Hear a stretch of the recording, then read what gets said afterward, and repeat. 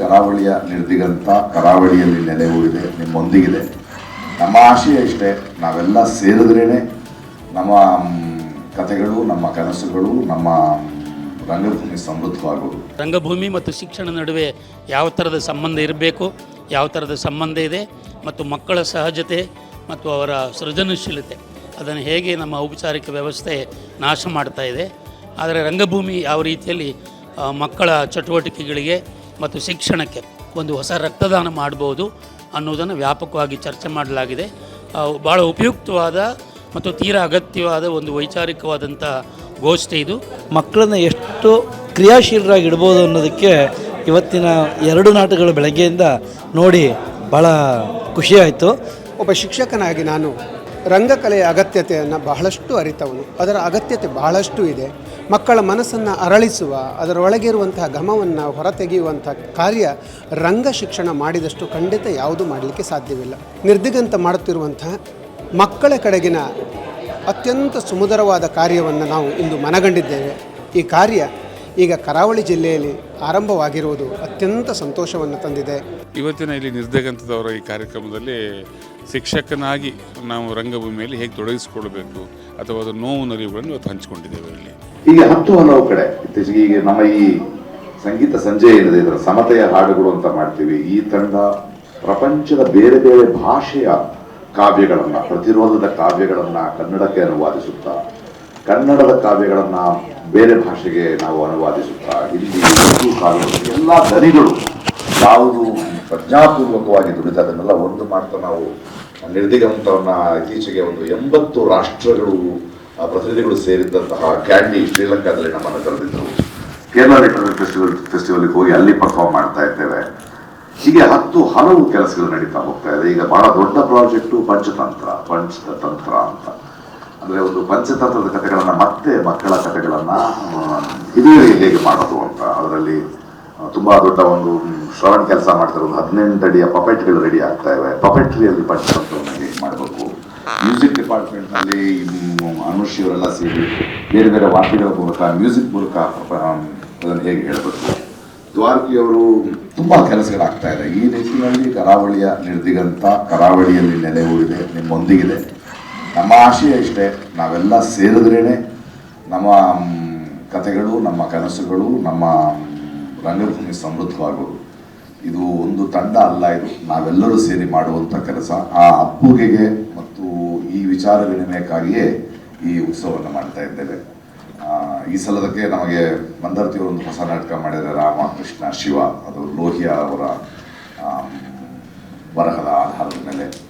ಆಮೇಲೆ ಸಂಗಮ್ ಕಲಾವಿದರ್ ಅವರು ಒಂದು ನಾಟಕ ಮಾಡಿಸ್ತಾರೆ, ದೇವರ ಆತ್ಮಹತ್ಯೆ, ಮತ್ತು ಶಕೀಲನ ನಾಟಕ ಇದೆ. ಇವತ್ತು ಇಡೀ ಸಂಜೆ ನನ್ನ ಜೊತೆ ಇದ್ದೀರಿ, ಪತ್ರಿಕೆಯವರು ನನ್ನ ಜೊತೆ ಇದ್ದೀರಿ. ಇದೊಂದು ಹೊಸ ಆರಂಭವಾಗಲಿ, ಈ ಜೀವಸಲೆ ನಮ್ಮೆಲ್ಲರೊಳಗೆ ಹೋಗಲಿ. ಧನ್ಯವಾದಗಳು. ನಾನು ಡಾಕ್ಟರ್ ಮಹಾಬಲೇಶ್ವರ ಅಂತ, ಉಡುಪಿಯ ಡಾಕ್ಟರ್ TMA ಶಿಕ್ಷಣ ಮಹಾವಿದ್ಯಾಲಯದಲ್ಲಿ ಸಮನ್ವಯಾಧಿಕಾರಿಯಾಗಿ ಕೆಲಸ ಮಾಡ್ತಾ ಇದ್ದೇನೆ. ಇವತ್ತು ಬೆಳಗಿನಿಂದ ಕರಾವಳಿಯ ನಿರ್ದಿಗಂತದ ಕಾರ್ಯಕ್ರಮದಲ್ಲಿ ಭಾಗವಹಿಸ್ತಾ ಬಂದಿದ್ದೇನೆ. ಬೆಳಗ್ಗೆ 2 ನಾಟಕಗಳ ಪ್ರದರ್ಶನ ಆಯಿತು. ಮಧ್ಯಾಹ್ನ ಮೇಲೆ ಒಂದು ವಿಚಾರಗೋಷ್ಠಿ. ಮುಖ್ಯವಾಗಿ ನಮ್ಮ ಕರಾವಳಿ ಭಾಗದ ಶಾಲೆಗಳಲ್ಲಿ ರಂಗಭೂಮಿಯ ಚಟುವಟಿಕೆಗಳನ್ನು ನಿರಂತರವಾಗಿ ಮಾಡ್ತಾ ಬಂದಿರೋರು ಆ ಶಿಕ್ಷಕರು ತಮ್ಮ ಅನುಭವಗಳನ್ನು ಹೇಳಿಕೊಂಡ್ರು. ನಿರ್ದಿಗಂತದ ಉದ್ಘಾಟನೆ ಖ್ಯಾತ ಕನ್ನಡದ ಕಾದಂಬರಿಕಾರ ಫಕೀರ್ ಮೊಹಮ್ಮದ್ ಕಟ್ಪಾಡಿ ಅವರಿಂದ ಆಗಲಿಕ್ಕಿದೆ. ಅದಾದ ಮೇಲೆ ಇನ್ನೊಂದು ನಾಟಕ ಇದೆ. ಬೆಳಗಿನಿಂದ ಸಾಕಷ್ಟು ಜನ ನಮ್ಮ ಈ ಸಭಾಂಗಣದಲ್ಲಿ ನೆರೆದಿದ್ದಾರೆ ಮತ್ತು ಗೋಷ್ಠಿಗಳಾಗಲಿ ನಾಟಕವಾಗಲಿ ಭಾಳ ಸೊಗಸಾಗಿ ಮೂಡಿಬಂದಿದೆ. ವಿಚಾರಗೋಷ್ಠಿಯಲ್ಲಿ ನಾವು ರಂಗಭೂಮಿ ಮತ್ತು ಶಿಕ್ಷಣ ನಡುವೆ ಯಾವ ಥರದ ಸಂಬಂಧ ಇರಬೇಕು, ಯಾವ ಥರದ ಸಂಬಂಧ ಇದೆ, ಮತ್ತು ಮಕ್ಕಳ ಸಹಜತೆ ಮತ್ತು ಅವರ ಸೃಜನಶೀಲತೆ ಅದನ್ನು ಹೇಗೆ ನಮ್ಮ ಔಪಚಾರಿಕ ವ್ಯವಸ್ಥೆ ನಾಶ ಮಾಡ್ತಾ ಇದೆ. ಆದರೆ ರಂಗಭೂಮಿ ಯಾವ ರೀತಿಯಲ್ಲಿ ಮಕ್ಕಳ ಚಟುವಟಿಕೆಗಳಿಗೆ ಮತ್ತು ಶಿಕ್ಷಣಕ್ಕೆ ಒಂದು ಹೊಸ ರಕ್ತದಾನ ಮಾಡ್ಬೋದು ಅನ್ನೋದನ್ನು ವ್ಯಾಪಕವಾಗಿ ಚರ್ಚೆ ಮಾಡಲಾಗಿದೆ. ಭಾಳ ಉಪಯುಕ್ತವಾದ ಮತ್ತು ತೀರಾ ಅಗತ್ಯವಾದ ಒಂದು ವೈಚಾರಿಕವಾದಂಥ ಗೋಷ್ಠಿ ಇದು. ಇತ್ತೀಚಿನ ವರ್ಷಗಳಲ್ಲಿ ಶೈಕ್ಷಣಿಕ ರಂಗಭೂಮಿಗೆ ಸಂಬಂಧಪಟ್ಟ ಹಾಗೆ ನಮ್ಮ ಈ ಕರಾವಳಿ ಭಾಗದಲ್ಲಿ ನಡೆದಿರುವಂಥ ಅತ್ಯಂತ ಮಹತ್ವದ ಮತ್ತು ಅಪೂರ್ವವಾದ ಗೋಷ್ಠಿ ಅಂತ ನಾನು ಭಾವಿಸಿದ್ದೇನೆ. ಮತ್ತು ಈ ಗೋಷ್ಠಿಯಲ್ಲಿ ಭಾಗವಹಿಸೋದಕ್ಕೆ ನನಗೆ ವೈಯಕ್ತಿಕವಾಗಿ ತುಂಬ ಸಂತೋಷ ಇದೆ. ನನ್ನ ಹೆಸರು ಸಿದ್ದರಾಜು ಅಂತ, ದಾವಣಗೆರೆ. ರಂಗಭೂಮಿಯ ಆಸಕ್ತಿ ವಿಚಾರ ಇವತ್ತು ಬೆಳಗ್ಗೆಯಿಂದ ಮಕ್ಕಳಿಗೆ ನಿರ್ದಿಗಂತ ಮಾಡಿದಂಥ ಒಳ್ಳೆಯ ಕಾರ್ಯಕ್ರಮ, ಶಾಲೆಗಳಲ್ಲಿ ಮಕ್ಕಳನ್ನ ಎಷ್ಟು ಕ್ರಿಯಾಶೀಲರಾಗಿ ಇಡ್ಬೋದು ಅನ್ನೋದಕ್ಕೆ ಇವತ್ತಿನ 2 ನಾಟಕಗಳು ಬೆಳಗ್ಗೆಯಿಂದ ನೋಡಿ ಭಾಳ ಖುಷಿಯಾಯಿತು. ಈ ನಿರ್ದಿಗಂತ ಇಂಥ ಒಳ್ಳೆಯ ಕೆಲಸವನ್ನು ಮಾಡ್ತಿರೋದಕ್ಕೆ ನಿರ್ದಿಗಂತದ ಪ್ರತಿಯೊಬ್ಬರಿಗೂ ನಾವು ಆಭಾರಿಯಾಗಿದ್ದೇವೆ. ಯಾಕಂದರೆ ನೋಡುಗೂ ಒಬ್ಬ ಆಭಾರಿಯಾಗಿರಬೇಕಾಗುತ್ತೆ. ಬರೀ ಮಾಡೋರು ಮತ್ತು ಮಾಡಿಸ್ಕೊಳ್ಳೋರು ಅಷ್ಟೇ ಅಲ್ಲ, ನೋಡುಗನಿಗೂ ಒಂದು ರಸಾನುಭವವನ್ನು ಕೊಡೋದು ಭಾಳ ದೊಡ್ಡ ಕೆಲಸ. ಆ ನಿರ್ದಿಗಂತ ನೋಡುಗನಿಗೂ ಒಂದು ಸುಸಂಸ್ಕೃತವಾದಂಥ ಅಂತ ಇನ್ವರ್ಟೆಡ್ ಕಾಮದಲ್ಲಿ ಹೇಳೋದಾದರೆ, ಸುಸಂಸ್ಕೃತ ಅಂದರೆ ಒಂದು ಸಂಸ್ಕಾರವನ್ನು ಕೊಡೋದು ನೋಡುಗನಿಗೆ ಭಾಳ ಒಳ್ಳೆಯ ಕೆಲಸವನ್ನು ಮಾಡಿದೆ. ಅದಕ್ಕೆ ನಿರ್ದಿಗಂತಕ್ಕೆ ಅಭಿನಂದನೆಗಳನ್ನು ಹೇಳೋದಕ್ಕೆ ಇಷ್ಟಪಡ್ತೀನಿ. ಎಲ್ರಿಗೂ ನಮಸ್ಕಾರ. ನಾನು ಸುರೇಶ್ ಮರಕಾಲ, ರಾಷ್ಟ್ರ ಪ್ರಶಸ್ತಿ ಪುರಸ್ಕೃತ ಶಿಕ್ಷಕರು, ಸರ್ಕಾರಿ ಪದವಿ ಪೂರ್ವ ಕಾಲೇಜು ಕುಕ್ಕುಜೆ, ಕಾರ್ಕಳ ತಾಲೂಕು, ಉಡುಪಿ ಜಿಲ್ಲೆ, ಇಲ್ಲಿ ಕರ್ತವ್ಯ ನಿರ್ವಹಿಸ್ತಾ ಇದ್ದೇನೆ. ಇಂದು ಉಡುಪಿಯಲ್ಲಿ ನಡೆದಂತಹ ಕರಾವಳಿಯ ನಿರ್ದಿಗಂತದ ಉತ್ಸವಕ್ಕೆ ಇವತ್ತು ಬೆಳಗ್ಗೆಯಿಂದ ನಾನಿಲ್ಲಿ ಹಾಜರಿದ್ದೇನೆ. ಹಾಜರಿಗಿಂತ ಜಾಸ್ತಿ ಮನಸ್ಸಿನಲ್ಲಿ ಇಲ್ಲಿ ನಡೆದಂಥ ವಿಚಾರಧಾರೆಗಳನ್ನು ನಾನು ಮನ ತುಂಬಿಕೊಂಡಿದ್ದೇನೆ. ಆತ್ಮೀಯರೇ, ಒಬ್ಬ ಶಿಕ್ಷಕನಾಗಿ ನಾನು ರಂಗಕಲೆಯ ಅಗತ್ಯತೆಯನ್ನು ಬಹಳಷ್ಟು ಅರಿತವನು. ಅದರ ಅಗತ್ಯತೆ ಬಹಳಷ್ಟು ಇದೆ. ಮಕ್ಕಳ ಮನಸ್ಸನ್ನು ಅರಳಿಸುವ, ಅದರೊಳಗೆ ಇರುವಂತಹ ಘಮವನ್ನು ಹೊರತೆಗೆಯುವಂಥ ಕಾರ್ಯ ರಂಗ ಶಿಕ್ಷಣ ಮಾಡಿದಷ್ಟು ಖಂಡಿತ ಯಾವುದೂ ಮಾಡಲಿಕ್ಕೆ ಸಾಧ್ಯವಿಲ್ಲ. ಒಬ್ಬ ರಂಗದಲ್ಲಿ ಚಟುವಟಿಕೆ ಮಾಡುತ್ತಿರುವಂತಹ ವಿದ್ಯಾರ್ಥಿಯಾಗಿ ನಾನು ಈ ಮಾತನ್ನು ಹೇಳ್ತಿದ್ದೇನೆ. ಇಂದು ಬೆಳಗ್ಗೆಯಿಂದ ಇದುವರೆಗೆ ನಡೆದಂಥ ಎಲ್ಲ ಚಟುವಟಿಕೆಗಳಲ್ಲಿ, ರಂಗ ಕಮ್ಮಟಗಳಲ್ಲಿ, ಬೆಳಗ್ಗೆ ನಡೆದಂಥ 2 ಅದ್ಭುತವಾದಂಥ ನಾಟಕಗಳಲ್ಲಿ, ತದನಂತರ ಕೊನೆಯದಾಗಿ ತೋರಿಸಿದಂಥ ಒಂದು ಸಾಕ್ಷ್ಯ ಚಿತ್ರದಲ್ಲಿಯೂ ಕೂಡ ನಿರ್ದಿಗಂತ ಮಾಡುತ್ತಿರುವಂತಹ ಮಕ್ಕಳ ಕಡೆಗಿನ ಅತ್ಯಂತ ಸುಮಧುರವಾದ ಕಾರ್ಯವನ್ನು ನಾವು ಇಂದು ಮನಗಂಡಿದ್ದೇವೆ. ಈ ಕಾರ್ಯ ಈಗ ಕರಾವಳಿ ಜಿಲ್ಲೆಯಲ್ಲಿ ಆರಂಭವಾಗಿರುವುದು ಅತ್ಯಂತ ಸಂತೋಷವನ್ನು ತಂದಿದೆ.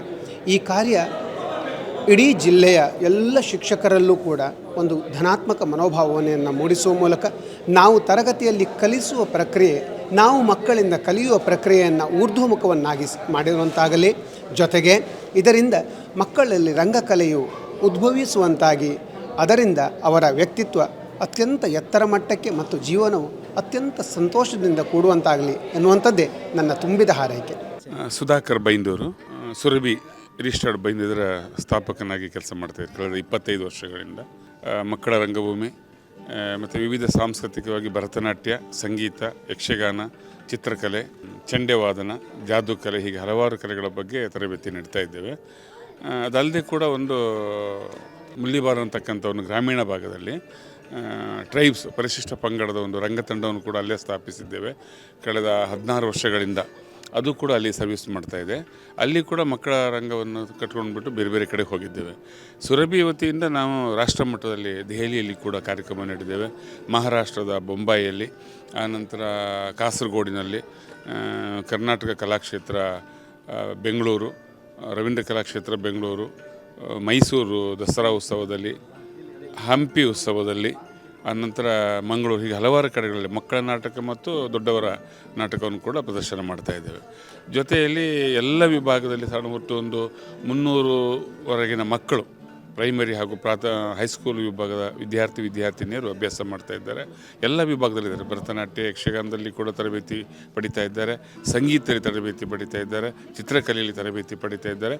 ಮತ್ತು ಅವರಿಗೆ ಎಕ್ಸಾಮ್ವರೆಗೂ ಜೂನಿಯರ್ ಸೀನಿಯರ್ ವಿದ್ಯಾರ್ಥಿಗಳು ಕೂಡ ಅವರಿಗೆ ಕೂರಿಸಿ ಕಲಿಸ್ತಾ ಇದ್ದೇವೆ. ಬಟ್ ಸ್ವಲ್ಪ ಹಾರ್ಡ್ ವರ್ಕ್ ಅದು. ಜೊತೆಯಲ್ಲಿ ಈಗ ಒಂದು ಸುರಭಿ ಕಲಾಗ್ರಾಮ ಮಾಡೋದ್ರ ಬಗ್ಗೆ ಒಂದು 10 ಸೆನ್ಸ್ ಜಾಗವನ್ನು ಕೂಡ ನಾವು ದಾನ ಮಾಡಿದ್ದೇವೆ. ಅದರ ಬಗ್ಗೆ ಓಡಾಟ ಮಾಡಲಿಕ್ಕಿದ್ದೇವೆ. ಹಲವು ದಾನಿಗಳನ್ನು ಕೂಡ ಸಂಪರ್ಕಿಸಿದ್ದೇವೆ. ಒಟ್ಟಾರೆಯಾಗಿ ಒಂದು ಸಾಂಸ್ಕೃತಿಕ ಕಾರ್ಯಕ್ರಮವನ್ನು ಅದು ಬೈನೂರಿನಂಥ ಒಂದು ಗ್ರಾಮೀಣ ಭಾಗದಲ್ಲಿ ಅದು ಪ್ರಸ್ತುತ ರೀಸೆಂಟ್ಲಿ ಒಂದು ತಾಲೂಕಾಗಿ ರೂಪುಗೊಂಡಿರ್ತಕ್ಕಂಥದ್ದು. ಈಗ ಅದರ ಬಗ್ಗೆ ನಮ್ಮ ಸಾಂಸ್ಕೃತಿಕ ಕ್ಷೇತ್ರದ ಬಗ್ಗೆ ಹೋರಾಟ ಮಾಡ್ತಾ ಇದ್ದೇವೆ. ಇವತ್ತಿನ ಇಲ್ಲಿ ನಿರ್ದಿಗಂತದವರ ಈ ಕಾರ್ಯಕ್ರಮದಲ್ಲಿ ಶಿಕ್ಷಕನಾಗಿ ನಾವು ರಂಗಭೂಮಿಯಲ್ಲಿ ಹೇಗೆ ತೊಡಗಿಸಿಕೊಳ್ಬೇಕು ಅಥವಾ ಅದರ ನೋವು ನಲಿವುಗಳನ್ನು ಇವತ್ತು ಹಂಚಿಕೊಂಡಿದ್ದೇವೆ. ಇಲ್ಲಿ ಮೈಸೂರಿನ ನಿರ್ದಿಗಂತದ ಕೆಲಸಗಳು ನಮಗೆಲ್ಲರಿಗೂ ಗೊತ್ತು. ಆ ಮೈಸೂರಿನ ನಿರ್ದಿಗಂತ ಈಗ ಕರಾವಳಿಯತ್ತ ತನ್ನ ಕೈ ಚಾಚಿದೆ. ಅದರ ಕಾವುಗೂಡಿನ ಕೆಲಸಗಳು ಈಗ ಉಡುಪಿಯ ಕರಾವಳಿಯ ಕಡೆಗೆ ನಡೀತಾ ಇದೆ.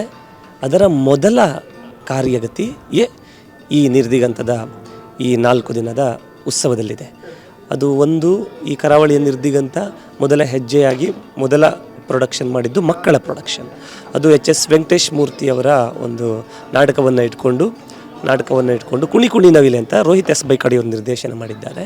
ಆಮೇಲೆ ರಮೇಶ್ ಬೆಣಕಲ್ ಅವರು ದೇವರ ಆತ್ಮಹತ್ಯೆ ಅಂತ, ಅದು ಸಂಗಮ ಕಲಾವಿದರ ಜೊತೆಗೆ ನಿರ್ದಿಗಂತ ಕಂಬೈನ್ ಆಗಿ ಆ ನಾಟಕವನ್ನು ಪ್ರೊಡಕ್ಷನ್ ಹೊರಗಡೆ ತಂದಿದೆ. ಮತ್ತು ನಾನು ಗಣೇಶ್ ಮಂದರ್ತಿ ರಾಮಕೃಷ್ಣ ಶಿವ ಅನ್ನುವ ನಿರ್ದಿಗಂತದ್ದೇ ಪ್ರೊಡಕ್ಷನ್ ಆಗಿ, ಕರಾವಳಿ ನಿರ್ದಿಗಂತದ ಪ್ರೊಡಕ್ಷನ್ ಆಗಿ ಒಂದು ನಾಟಕವನ್ನು, ಈ 3 ನಾಟಕಗಳನ್ನು ಆಯೋಜಿಸಿದ್ದಾರೆ. ಮತ್ತು ಇನ್ನೊಂದು ಮೈಸೂರು ನಿರ್ದಿಗಂತದಿಂದ ಪ್ರಾಯೋಜಿತಗೊಂಡ ನಾಟಕ ಕೊಡಲ್ಲ ಅಂದ್ರೆ ಕೊಡಲ್ಲ, ಕಾಂಟ್ ಪೇ ವೋಂಟ್ ಪೇ, ದಾರಿಯೋಪ ಅವರ ನಾಟಕ ಅದನ್ನು ಶಕೀಲ್ ಅಹಮದ್ ಅವರು ನಿರ್ದೇಶನ ಮಾಡಿದ್ದಾರೆ. 21ನೇ ತಾರೀಕು ಅದರ ನಾಟಕವೂ ಇಲ್ಲಿದೆ. ಒಟ್ಟು 4 ದಿನದ ರಂಗ ಉತ್ಸವ ಇಲ್ಲಿ ನಡೀತಾ ಇದೆ. ಉಡುಪಿಯ ಪ್ರೇಕ್ಷಕರು ಬರಬೇಕು. ಇವತ್ತಿನ 18ನೇ ತಾರೀಕು ಇವತ್ತಿನ ಕಾರ್ಯಕ್ರಮಗಳು ಬೆಳಿಗ್ಗೆ ಇವತ್ತು ಪೂರ್ತಿ ಮಕ್ಕಳ ನಾಟಕಗಳೇ ಮತ್ತು ಮಕ್ಕಳ ಮನಸ್ಸಿನ ಮೇಲೆಯೇ ಅಭಿವ್ಯಕ್ತಗೊಳ್ಳುವಂಥ ಕಾರ್ಯಕ್ರಮ ನಾವು ಇವತ್ತು ಮಾಡಿದ್ದು. ಇವತ್ತು ಮಧ್ಯಾಹ್ನ ಈಗ ಆಯಿತು, ಅದು ಮಕ್ಕಳ ಶೈಕ್ಷಣಿಕ ರಂಗ ಕಮ್ಮಟದ ಬಗ್ಗೆ. ಯಾರೆಲ್ಲ ಇವತ್ತಿನ ತನಕ ಶಿಕ್ಷಕರು ರಂಗಭೂಮಿಯಲ್ಲಿ ಕೆಲಸ ಮಾಡ್ತಾ ಬಂದಿದ್ದಾರೆ, ಅವರ ಅನುಭವಗಳನ್ನು ಇವತ್ತು ನಮ್ಮೊಂದಿಗೆ ಭಾವಿ ಶಿಕ್ಷಕರೊಂದಿಗೆ ಹಂಚಿಕೊಂಡಿದ್ದಾರೆ. ಅಂದರೆ ಮುಂದೆ ನವ ಶಿಕ್ಷಕರೊಂದಿಗೆ ಹಂಚಿಕೊಂಡಿದ್ದಾರೆ.